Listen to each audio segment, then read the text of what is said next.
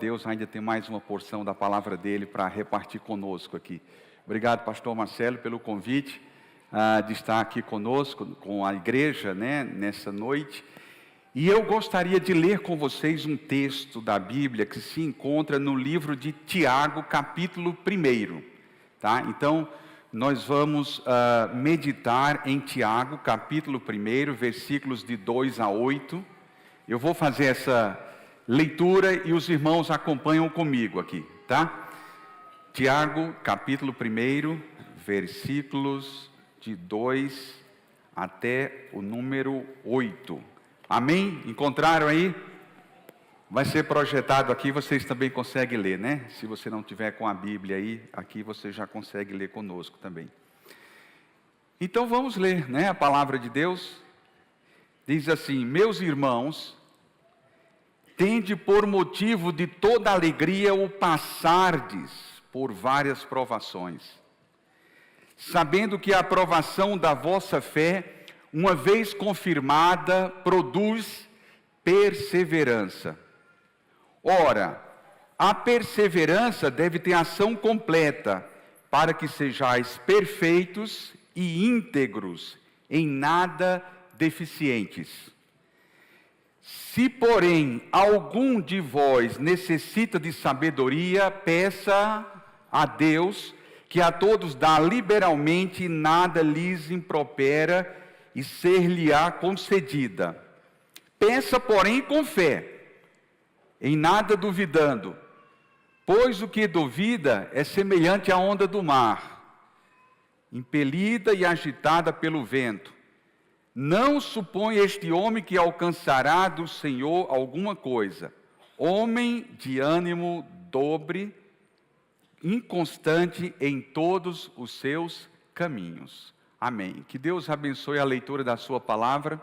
Nós vamos orar e em seguida vamos meditar sobre esse texto aqui. Se você quiser continuar com a sua Bíblia aberta nesse texto, fique à vontade que nós vamos seguir aqui os versículos de Tiago, capítulo 1, de 2 a 8.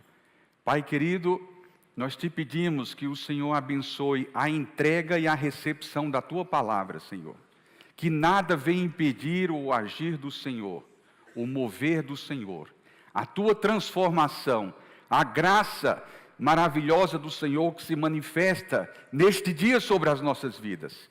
E eu tenho certeza, Senhor, que tu trouxeste a este lugar aquelas pessoas que estavam, ó Deus, no teu pensamento, no teu plano, e certamente essas pessoas serão abençoadas neste lugar. Abençoa também, Senhor, aqueles que estão assistindo esse culto por meio do canal no YouTube, e te pedimos que a tua graça esteja sobre eles, sobre todos os que estão meditando sobre esse texto, que seja uma noite de bênçãos, que a tua graça esteja sobre as nossas vidas. Obrigado, Senhor, pela vida dos nossos irmãos que aqui estão. Nós te louvamos agradecidos em nome do Senhor Jesus Cristo. Amém. Amém. Glória a Deus por isso. Irmãos, vocês conhecem uma música interessante? Eu gosto dessa música, é um hino de um irmão chamado Vitorino Silva. Ele compôs essa música chamada Deus Tem um Plano, e ele escreveu isso na década de 80.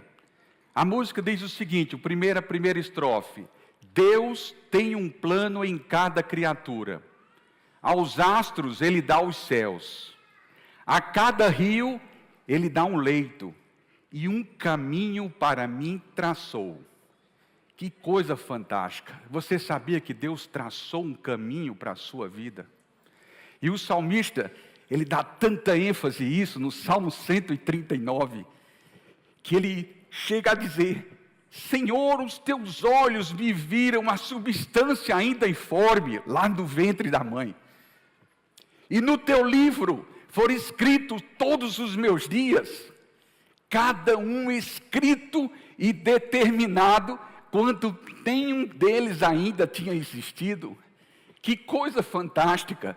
Deus traçou um plano, já escreveu tudo para a sua vida, e todas as vezes que nós passamos pelas tentações e pelas provações, Toda vez que a nossa fé é posta à prova, Deus está conosco em todos os detalhes.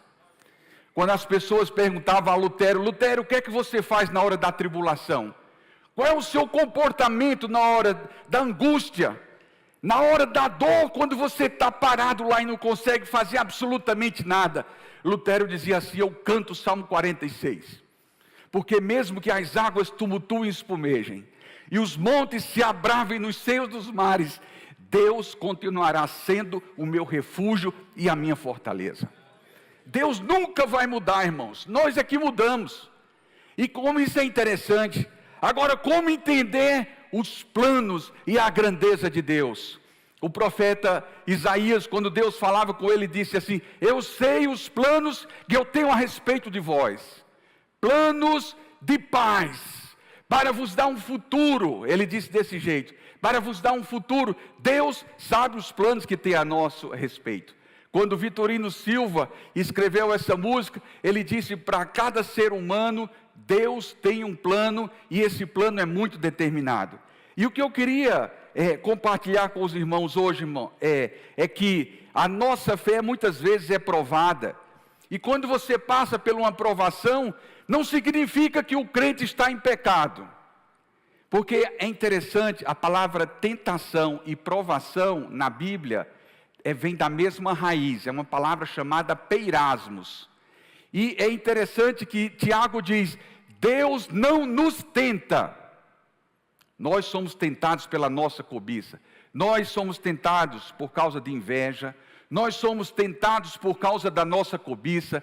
Nós somos tentados com ações de Satanás. Nós somos tentados com o nosso erro. Mas a Bíblia diz: Deus não nos tenta, Deus nos prova. E é interessante quando Tiago diz assim: irmãos, ele está falando de uma família. Ele está falando de cada um de nós. Ele falava dos irmãos daquela época, que nós, como famílias de Deus, nós podemos ser tentados, nós podemos ser colocados à provação, e nós precisamos saber como reagir diante de uma provação. Eu conversava com um piloto de avião e disse assim: o que é que você faz na hora das turbulências? Ele disse: eu tenho procedimentos. Eu levanto a proa do avião, eu diminuo a velocidade para diminuir os impactos da turbulência, eu dou comandos para que ninguém se mova naquele lugar, para que ninguém se machuque. Eu peço a ajuda de outras pessoas, de outros pilotos que passaram na mesma área, para saber se eu posso desviar por outra rota que possa diminuir o impacto. Ele era treinado na hora da turbulência. Deus, quando criou a sua vida, Ele criou e trouxe a palavra de Deus com um manual que tem todas as informações como você passa por uma turbulência. Nós precisamos levantar a cabeça e olhar para Deus em primeiro lugar. Em segundo, nós precisamos parar para entender que Deus nunca perdeu o controle das coisas. Você também precisa entender que as provações são usadas por Deus não para punir a sua vida, mas para fazer de você um crente melhor, para fazer de você uma mulher de fibra, para fazer de você um homem de fibra, para fazer de você uma pessoa que está determinada e que quer vencer. Deus nunca permitiu a tribulação para você recuar. Deus nunca vai permitir a tribulação para você desistir da vida cristã. É aí que você vê o verdadeiro motivo da vida cristã.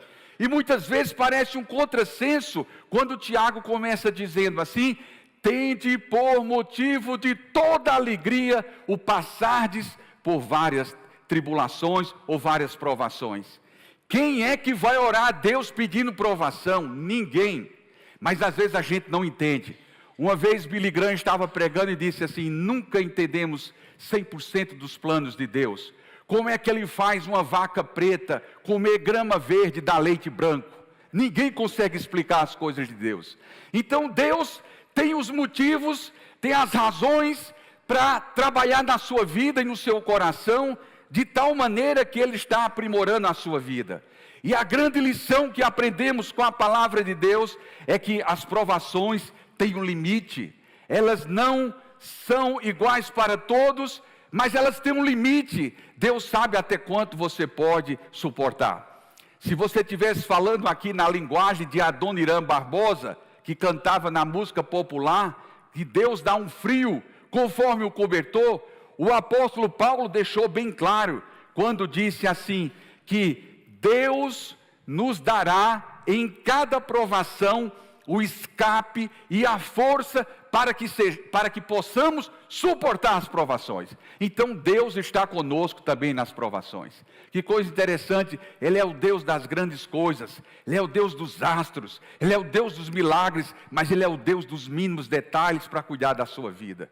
Ele sabe da sua agenda para amanhã, Ele sabe qual é a sua agenda durante a semana, e nessa agenda de Deus está escrito os nossos dias, as nossas decepções, as nossas dores, os nossos fracassos, os nossos medos e as nossas falta de confiança para poder desistir das coisas. E Deus não quer que isso aconteça. Como isso é interessante? Ele diz assim, todo motivo, o motivo significa, nós temos que pensar e considerar que a aprovação está sendo permitida por Deus para fazer alguma coisa melhor na sua vida, para que você saia da zona de conforto. Então tem muito crente que fica deitado em berço esplêndido, ao som do mar à luz e ao céu profundo, e Deus de vez em quando vai dar um toquezinho na vida desse crente. E nessas horas nós não sabemos fazer as orações difíceis, nós fugimos das orações difíceis. Tem umas orações mais ou menos assim, Senhor, eis-me aqui, quebra a minha vida, faze-a de novo. Nós não fazemos muito essa oração porque nós temos medo. E tem vaso que é tão duro, tão difícil, tão complicado, que Deus tem que jogar no chão para quebrar de vez em quando. Uma vez um presbítero da igreja onde meu pai era pastor lá na Paraíba, foi dar um testemunho e disse assim, meus irmãos, eu pensei que a coisa não era tão séria assim não. Eu disse, Senhor, eu estou precisando experimentar algo novo, quebra minha vida, faze-a de novo. E Deus, naquela semana, que ele era um motorista de caminhão, ele virou o caminhão e quebrou 5 costelas. Foi para o hospital, e ele disse, eu pedi a Deus para quebrar a minha vida, mas não sabia que era desse jeito. Mas ele disse, lá no leito, Deus falou comigo, que Ele estava comigo, que Ele tinha me guardado de um grande acidente, para mostrar que mesmo nas provações, a mão de Deus está conosco, para nos guiar e para nos sustentar. Que Deus maravilhoso é esse nosso, irmãos. E Tiago diz assim,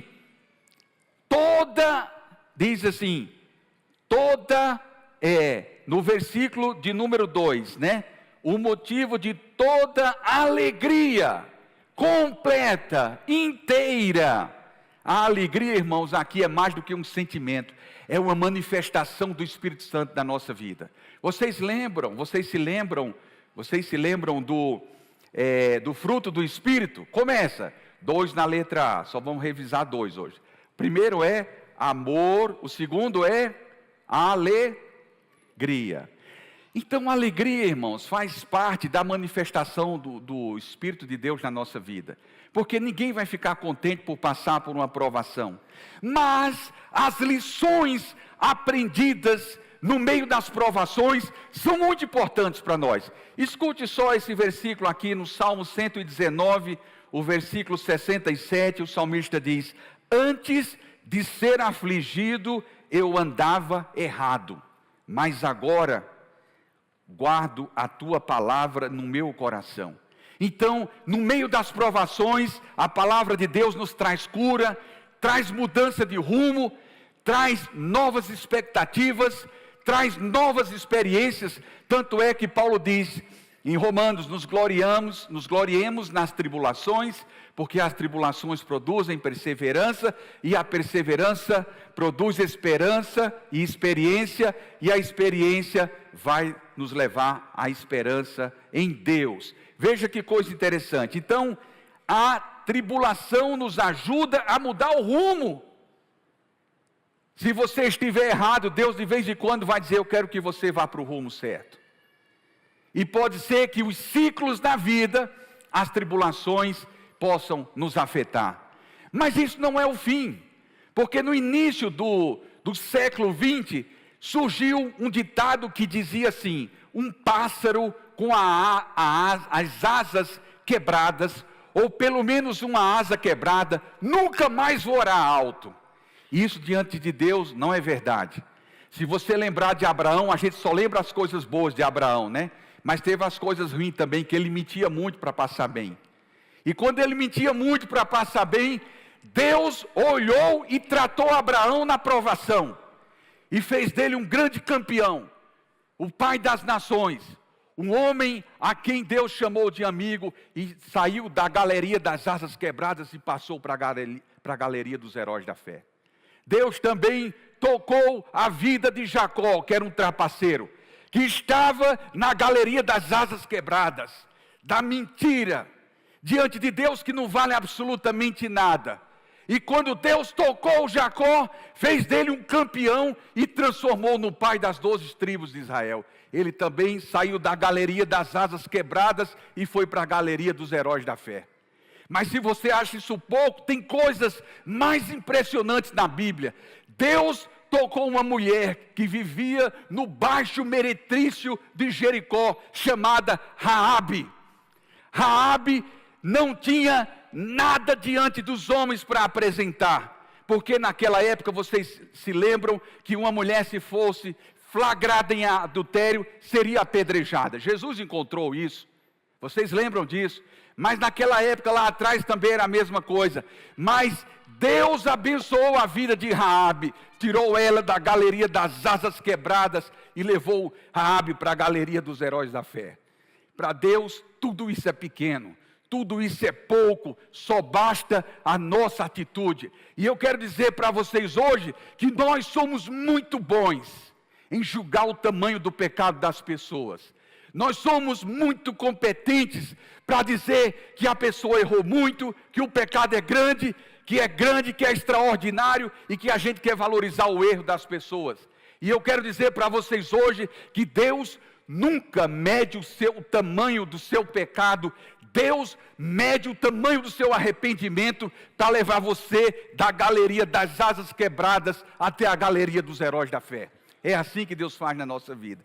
Que Deus maravilhoso é esse nosso. Aí o salmista no Salmo 119 disse assim: foi-me bom ter eu passado pela aflição para que eu aprendesse os teus decretos.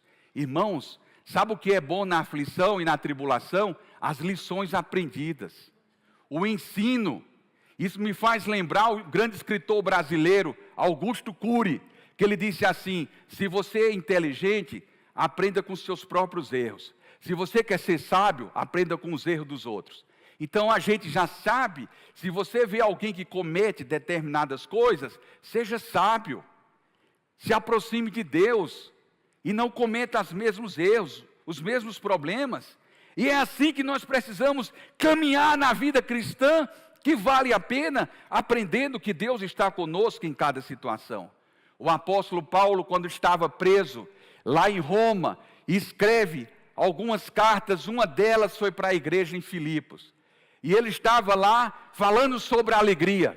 Alegrai-vos no Senhor, capítulo 4 de Filipenses. Outra vez vos digo, alegrai-vos. O homem preso injustamente, ensinando as pessoas a viver contente em toda e qualquer situação. Esse é a lição que nós aprendemos. Esse é o modo de viver que Deus quer que a gente viva. E entender o seguinte, irmãos, que as provações são beneficentes. Elas nos ensinam, elas nos instruem, elas podem ser instrumentos de Deus na nossa vida para fazer de você um campeão, para fazer de você uma mulher campeã, para fazer de você uma pessoa maior em grandeza, uma pessoa maior em fidelidade, uma pessoa maior em comunhão com Deus. As provações que Deus permite na sua vida nunca vão diminuir você, elas vão tornar você uma pessoa maior. E isso é interessante.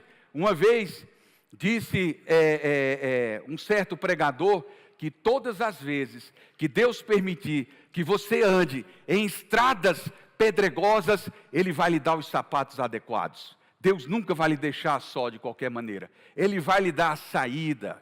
Ele vai lhe dar o escape, Ele vai lhe dar a alternativa correta. E é assim que nós vamos marchando na confiança de que a vida cristã é uma bênção, não é um fardo. Nós temos a orientação do Espírito de Deus e a graça de Deus que se manifesta diariamente sobre a nossa vida para nos orientar, para nos abençoar, para nos curar, para nos transformar, mudar a nossa linguagem e mudar a nossa vida. Isso é que é importante, irmãos. Então, são lições importantes. Então, Tiago diz no versículo 2, tende por motivo de toda alegria o passardes por várias provações. Não são poucas, viu? Eu não sei se na sua Bíblia tem outra palavra. Na minha Bíblia está dizendo várias. Aqui não está dizendo mais ou menos não, viu? Esse negócio de mais ou menos não existe na Bíblia. Como é que vai, meu irmão? Mais ou menos. Isso não tem na Bíblia, né? Então a gente fica só querendo dizer mais ou menos, né? Mas aqui a Bíblia está dizendo que são várias. Tá? E uma vez confirmada, vai produzir alguma coisa na sua vida. Vai produzir o quê? Perseverança. Irmãos, como nós precisamos de perseverança. Nós estamos vivendo no meio de uma geração de pessoas que desistem por qualquer coisa. A gente começa o ano, quando chega em dezembro, começam os votos para 2024, daqui a pouco 2025. Aí diz assim, no próximo ano eu vou para a academia 3 vezes. Já fizeram algum voto desse aí? Não precisa levantar a mão não, tá? Aí tem gente que diz assim, no próximo ano eu vou aprender um novo idioma, vou aprender inglês. Tá bom, não precisa levantar a mão também não. No próximo ano eu vou me matricular na EBD e vou até o final do ano. A gente começa com um número na EBD, no final do ano termina com 30%, 40% das pessoas. E às vezes a gente não tem perseverança. E tem gente que diz assim, mas no próximo ano eu vou aprender a tocar um instrumento musical que eu quero tocar na orquestra da igreja. E começa, vai na primeira aula, vai na segunda, na terceira, na quarta nem consegue mais tempo para afinar o instrumento. E nós precisamos mais de perseverança, irmãos.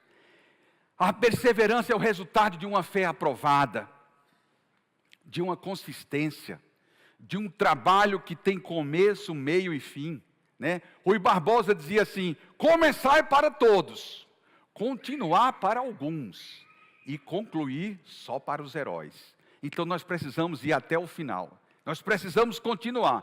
Deus quer que você continue, Deus quer que você persevere, Deus quer que você levante a cabeça na hora da tribulação, que Ele vai lhe orientar para que você vença isso aqui. Então a perseverança é aquela qualidade que nos dá a força para não desistir facilmente. E muitos de nós já colocaram os sonhos dentro de uma gaveta porque deixaram de perseverar, né? Eu estava falando com uma aluna lá na Unicamp, e ela dizendo assim que tinha um grande sonho. Ela tinha um grande sonho de fazer um mestrado para honrar o avô dela. Olha só, irmãos. Eu disse, então me fala um pouco do seu avô. Ela disse, olha, o meu avô foi professor da Unesp. Ele é aposentado. Mas ele foi um homem tão importante na nossa vida, na nossa família, e principalmente na minha vida, que eu queria muito fazer um mestrado, e eu acho que eu nunca vou conseguir. Eu falei, mas por que você está dizendo isso? Porque tudo está difícil. Eu falei, olha, se matricula lá no programa da matemática aplicada, lá no IMEC, e vamos em frente aí. Aí ela se matriculou, foi aprovada, e Deus me deu a honra de orientar aquela aluna. E olha só, um dia eu estava conversando com ela chorava tanto, irmãos, porque ela dizia assim, eu nunca imaginei que eu um dia poderia tirar um sonho, esse meu sonho da gaveta, para honrar o meu avô. Eu disse para ela assim, olha, você vai honrar o seu avô e Deus vai honrar você, pela sua atitude de perseverança, você vai vencer. Você vai conseguir. E aquela menina, vocês precisam ver como ela está vibrante. Ela vai conseguir. Daqui uns dias, até o final do ano, eu acho, se não conseguir, já no início de 2025, ela vai concluir o mestrado lá na matemática aplicada da Unicamp, porque ela perseverou. E por que nós desistimos? Sabe por quê? Porque nós esquecemos que o maior que está conosco, muitas vezes não é consultado. Nós consultamos as pessoas, nós consultamos os amigos e esquecemos de falar com Deus. Jó disse uma vez assim, muitas vezes, Quando alguém está doente na outra família, nós oramos, nós somos uma bênção na outra família. Quando chega a nossa vez, nós estamos fracassados, não conseguimos orar pelos da nossa própria casa. Nós vamos pedir oração fora.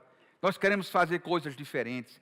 Tempos de crise, irmãos, nos ajudam a definir e a desenvolver novas habilidades e novas competências. É isso que a gente tem que aprender.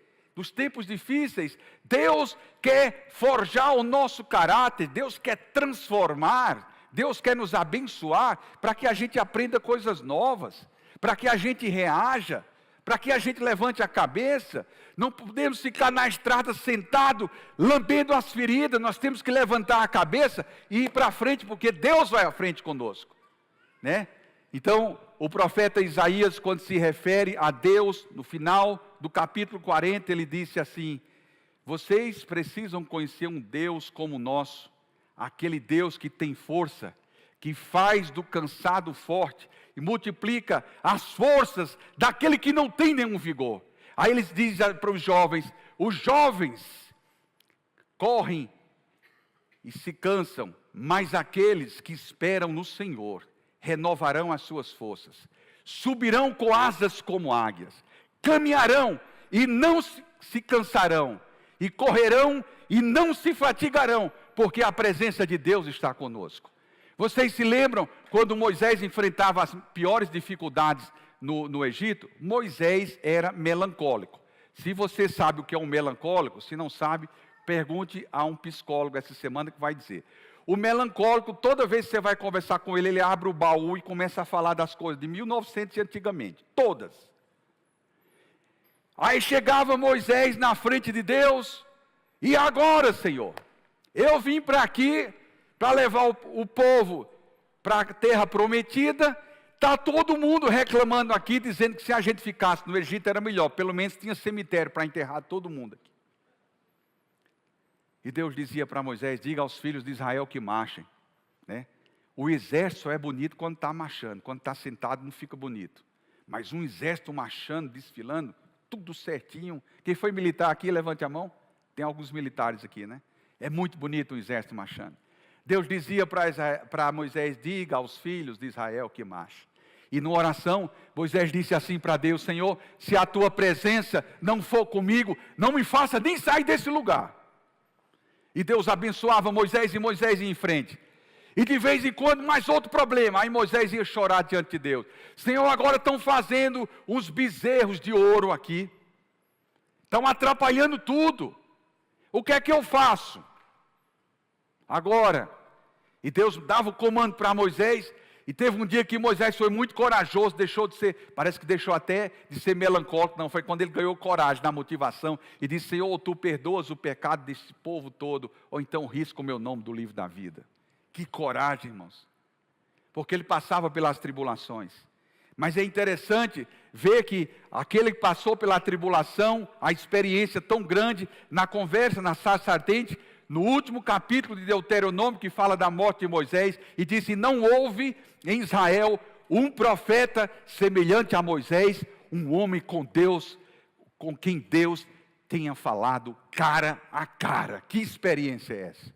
Falou com o Rei dos Reis, falou com o Senhor da Glória. Que experiência tremenda é essa? Aquele homem que foi criado para ficar num palácio, e Deus tirou ele da galeria das asas quebradas e levou ele para a galeria dos heróis da fé.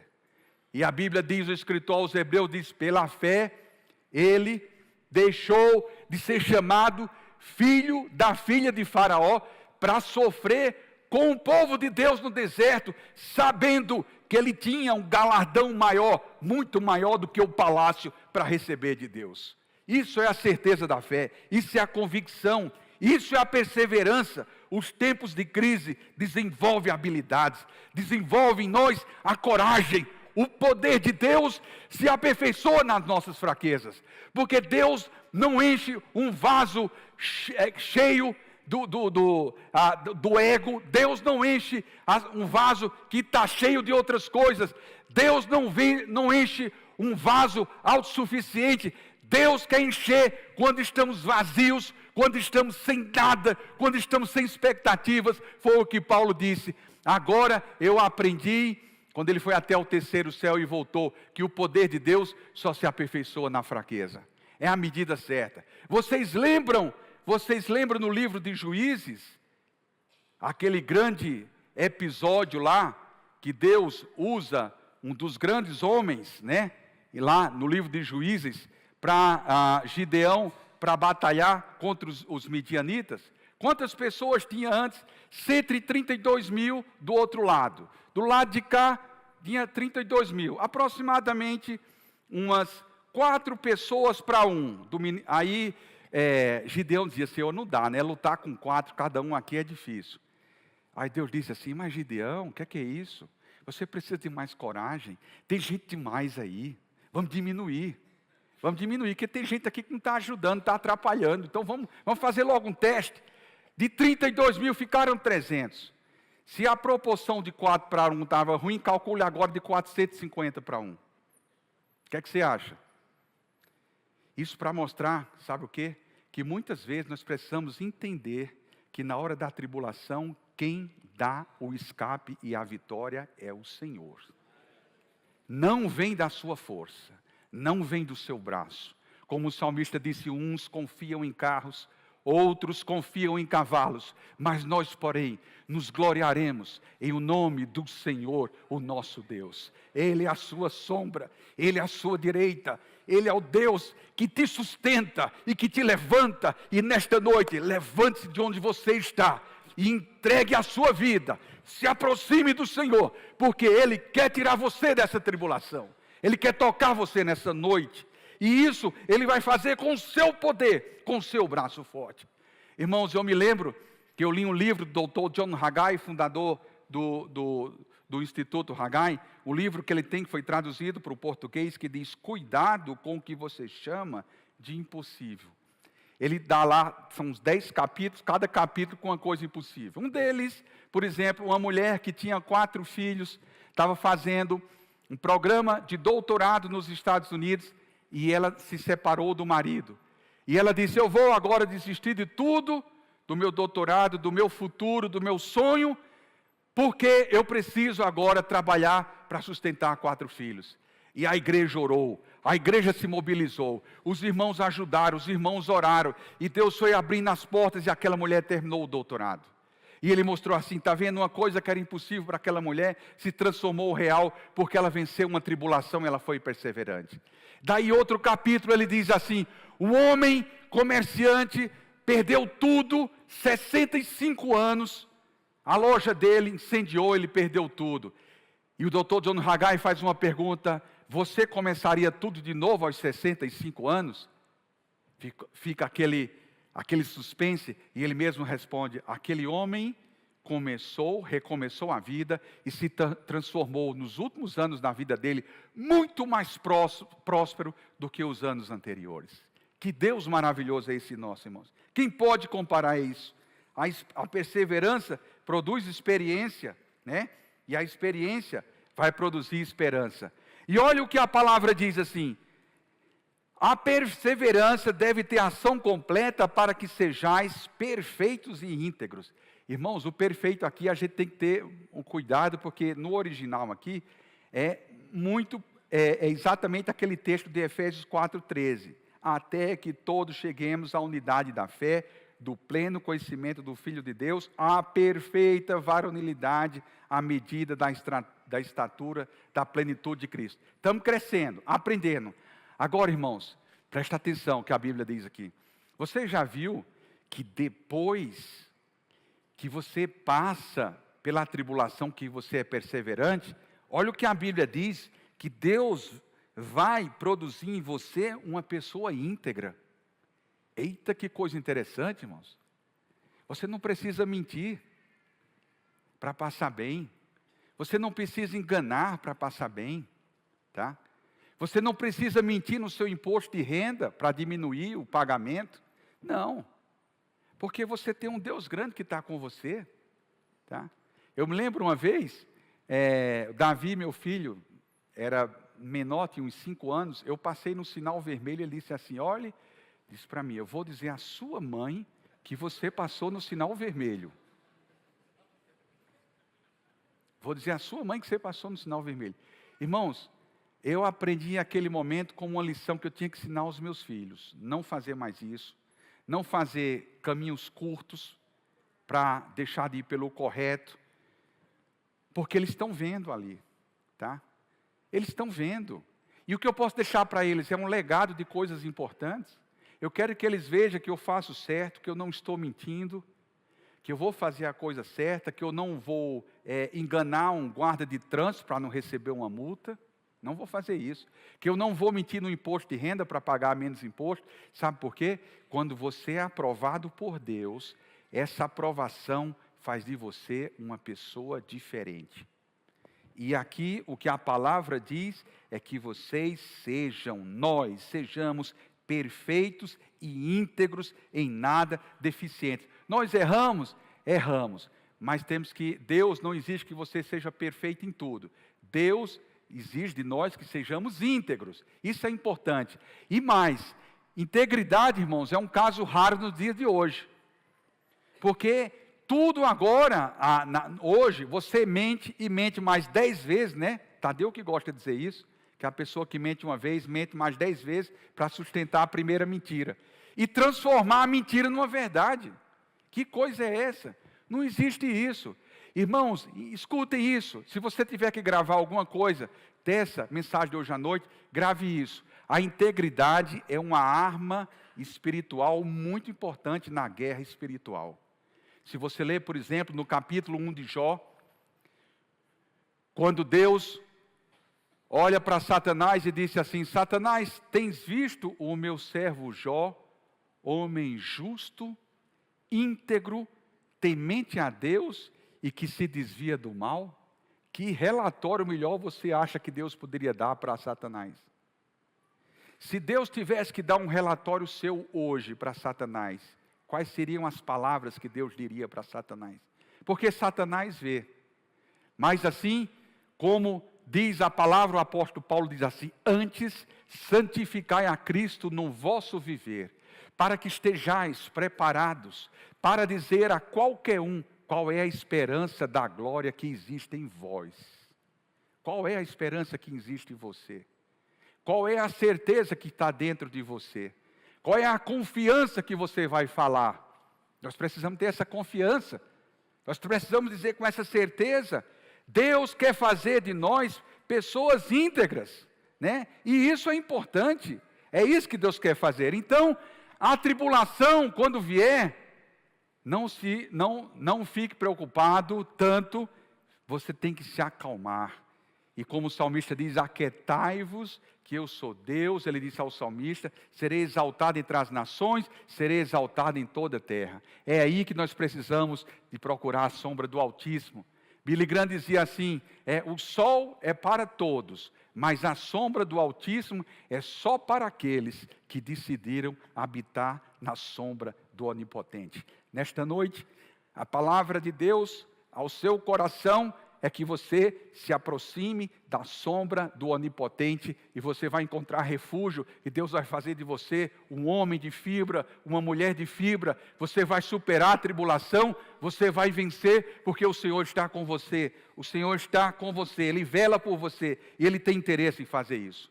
Agora, a grande pergunta que fica é: o que é que nós podemos fazer na hora da tribulação? Cruza os braços?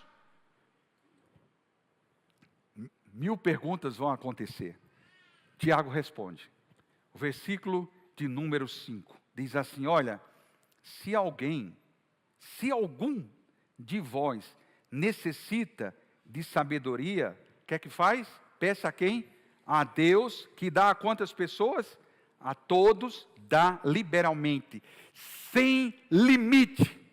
Irmãos, como nós precisamos da sabedoria na hora das tribulações. Sabe, nós fazemos a oração errada. A provação nos ajuda até a aprender a orar.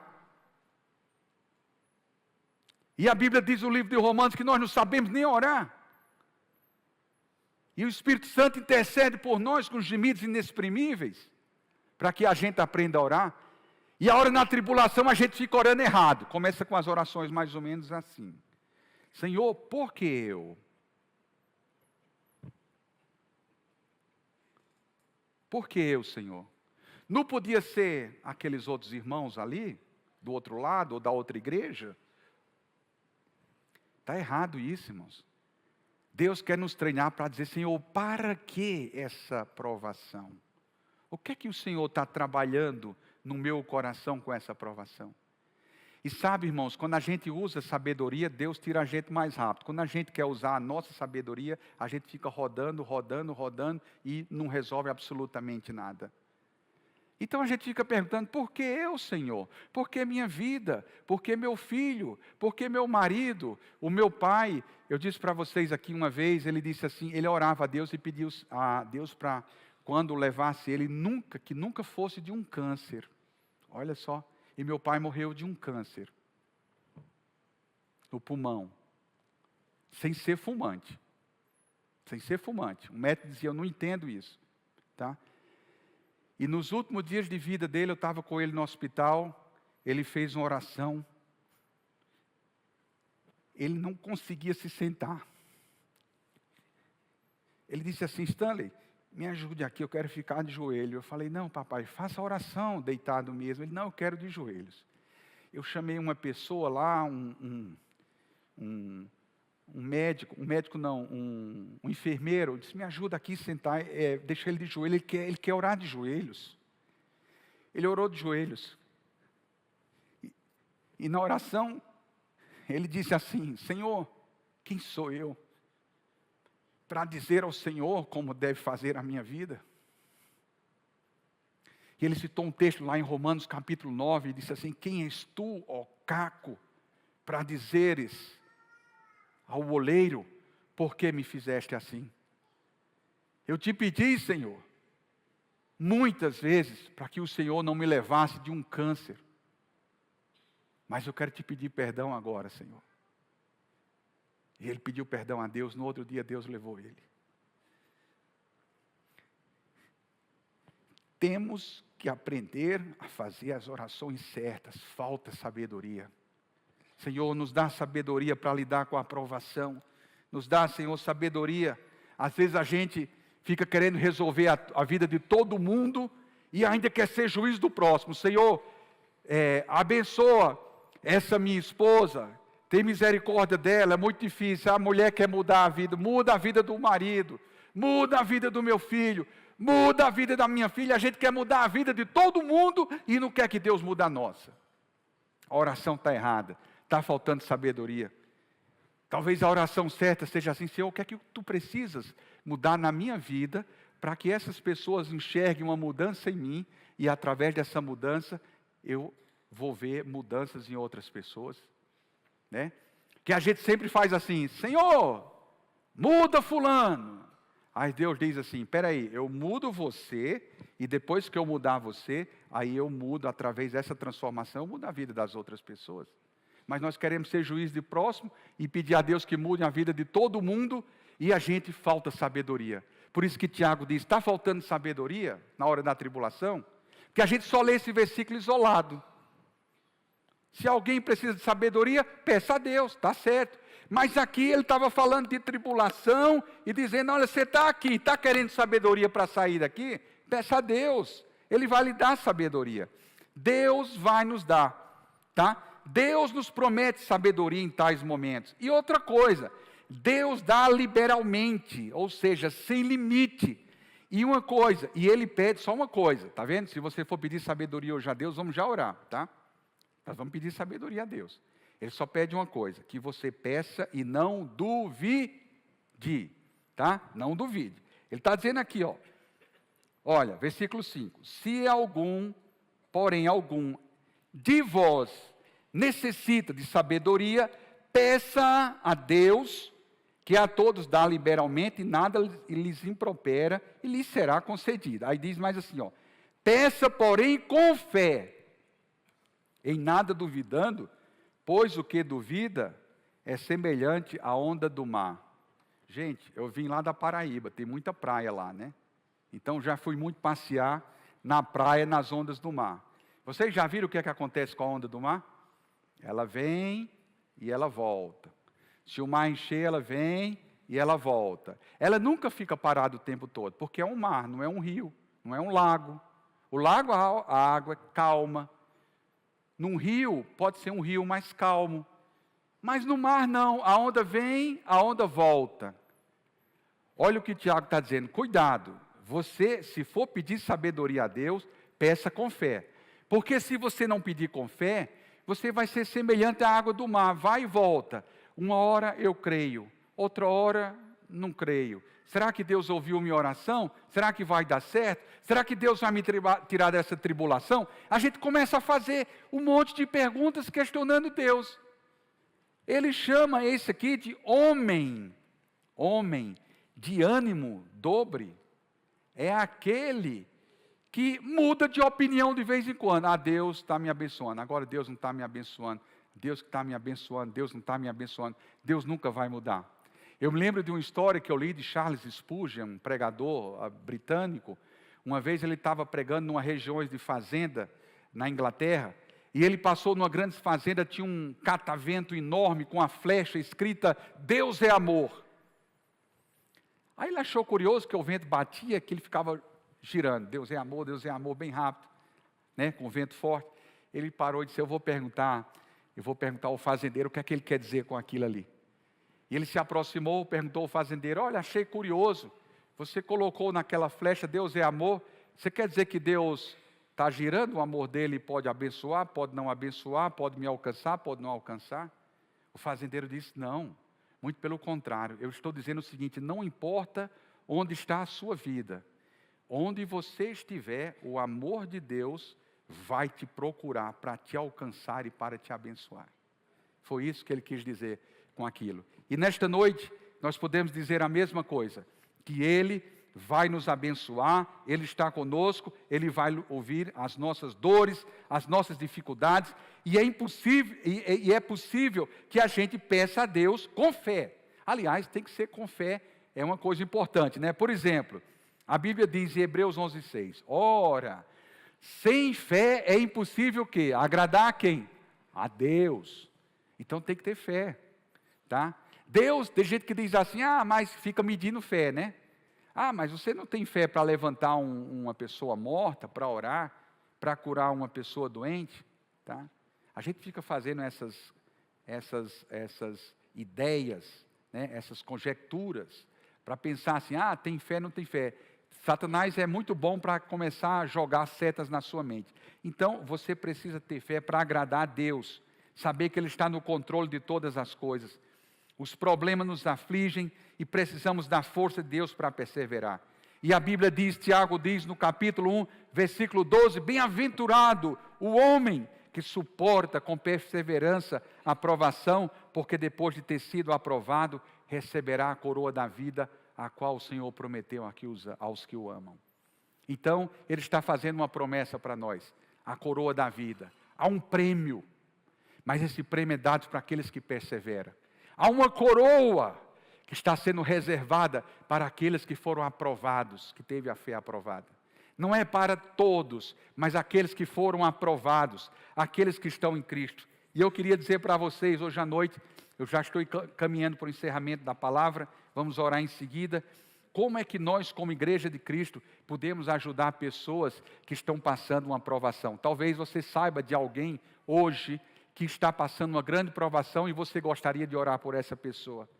Tá? Quando damos respostas simples aos problemas dos outros, eles não gostam. Às vezes o sentimento aumenta, ao invés de levar consolo, nós queremos ajudar e não levamos consolo, não levamos a solução. A gente precisa ter muita sabedoria. Senhor, me dá sabedoria para lidar com esse caso. Viver de acordo com a vontade de Deus não vai garantir 100% que você não tem problema. A gente vai ter, de vez em quando, vai passar por uma zona de turbulências e Deus quer ajustar o nosso caráter daquela maneira.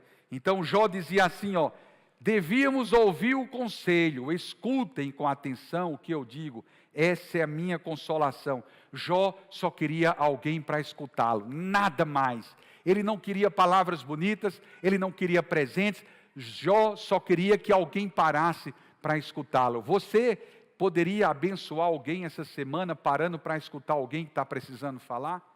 Você poderia dedicar 5 ou 10 minutos do seu tempo para abençoar alguém? Você poderia fazer da sua vida um instrumento de Deus para tocar a vida de outras pessoas? Eu já falei nesse púlpito aqui, o pastor Pascoal Piragini, lá de Curitiba, Primeira Igreja Batista. Ele disse que o pior velório que ele fez na vida dele foi de um pastor que se suicidou, que pulou de um dos prédios mais altos de Curitiba. E todo mundo chegava para a mulher viúva e dizia assim: mas minha irmã, como pode? O homem de Deus pulou.